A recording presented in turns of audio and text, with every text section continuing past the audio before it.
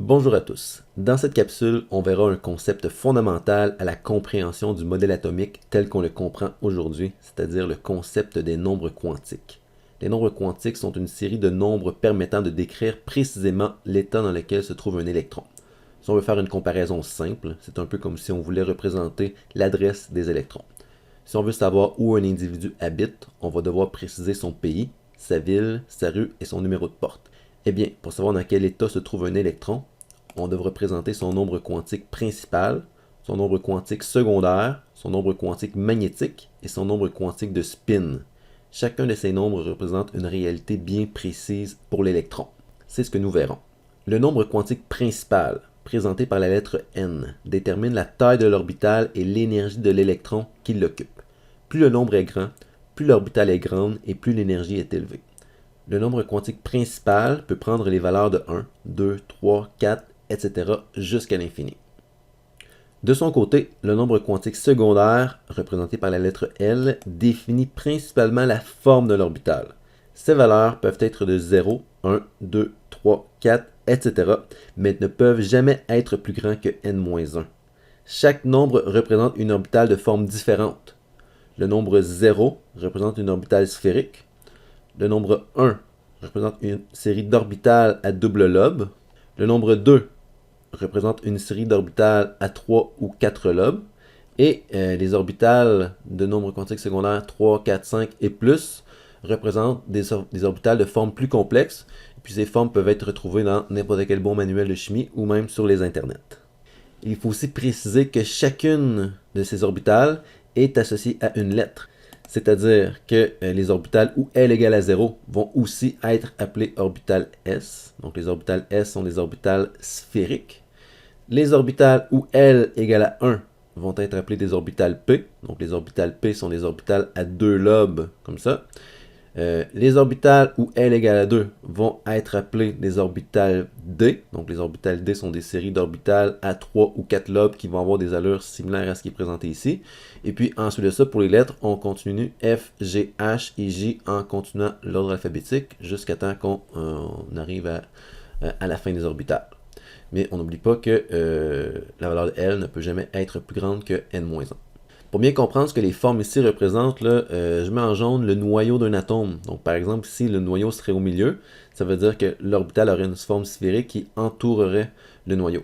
Alors que ici, le noyau est au milieu. Donc on voit que les deux lobes sont au-dessus et en dessous du noyau. Alors qu'ici, les quatre lobes sont autour du noyau. Donc ici, le noyau est au milieu des quatre lobes.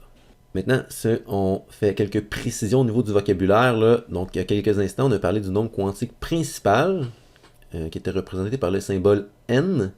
Eh bien, le nombre quantique principal peut aussi être appelé couche. Donc, lorsque n égale à 1, on peut dire que c'est la première couche. Lorsque n égale à 2, on peut dire que c'est la deuxième couche. Maintenant, le symbole L, qui représente le nombre quantique secondaire, peut aussi être appelé sous-couche. Donc, si on a une orbitale S, on pourrait dire qu'on a une sous-couche S. Si on a une orbitale P, on peut dire qu'on a une sous-couche P. Donc, ce sont juste quelques éléments de vocabulaire qu'on va utiliser pour représenter les différentes orbitales en fonction du nombre quantique secondaire. Maintenant, le nombre quantique magnétique, représenté par le symbole Ml, définit l'orientation de l'orbitale dans l'espace. Encore une fois, les valeurs de Ml possibles dépendent de la valeur de L, le nombre quantique secondaire. Les valeurs de Ml peuvent aller de moins L à plus L. Ça veut dire que si une orbitale est décrite par le nombre quantique secondaire 1, comme ici L égale à 1, les valeurs possibles de Ml seront de moins 1, 0 et 1. De la même façon, si une orbitale est décrite par le nombre quantique secondaire L est égal à 2, les valeurs de Ml possibles sont de moins 2, moins 1, 0, 1 et 2. Voyons plus précisément ce qu'on entend par orientation d'orbitale. Prenons l'orbitale où L est égal à 1, c'est-à-dire une orbitale appelée P. J'ai dit précédemment qu'une telle orbitale a une forme à deux lobes, telle que présentée ici.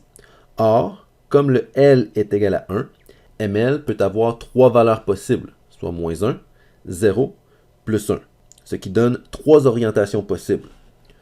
Une première dans le plan Y, ici, une deuxième dans le plan X ici. Et puis comme on vit dans un monde en 3 dimensions, bien, les orbitales peuvent aussi être en 3 dimensions. Et on sait qu'en 3 dimensions, bien, il y a un plan Z. Donc la troisième orientation possible pour l'orbital P va être l'orientation dans le plan Z.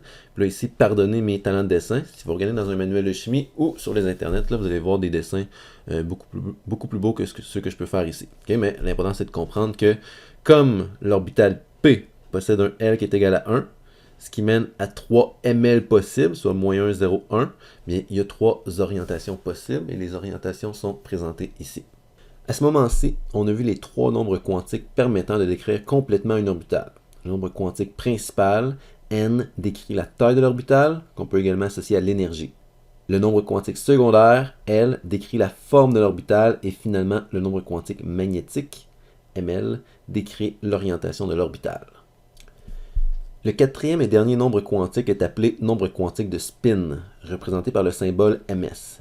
Il décrit une réalité physique complexe. Pour simplifier sa compréhension, on imagine que les électrons tournent sur eux-mêmes.